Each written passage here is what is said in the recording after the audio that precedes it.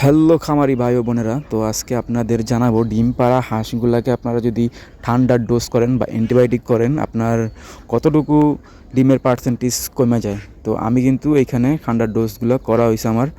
তো আমি 3 দিন ঠান্ডার ডোজ করছি, মানে একটানা 3 দিন করবো। আজকে প্রথম দিন এরকমভাবে টানা 3 দিন করতে থাকবো। 3 দিন পর দেখা যাইব।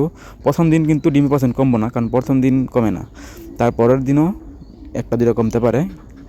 আর এটা হচ্ছে আমার তৃতীয় দিন, ঠিক আছে। এই তৃতীয় দিনে আজকে আপনাদের পুরো ডিটেলসে দেখাবো যে কয়া ডিম পাইছি, আপনাদের জানাবো, ঠিক আছে। তো আজকে এই যেটি আমার দেখেন ডিমগুলো মাশাআল্লাহ দরজার সামনে অনেকগুলো ডিম দেখে আমি বুঝতে পারছি যে অতটাও কমে নাই, কারণ এর আগের দিন পাইছি গিয়া 89টা।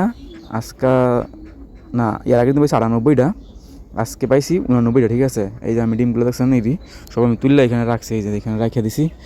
এইখানে রাখে আমি সব গুনছি, ঠিক আছে। গইনা দেখলাম যে আজকে পাইছি 89টা, এর আগের দিন পাইছি 98টা, মানে চারটা পাঁচটা কমে বাড়ে, ঠিক আছে। তো আপনারা অ্যান্টিবায়োটিক করতে পারেন, সমস্যা হইব না ইনশাআল্লাহ।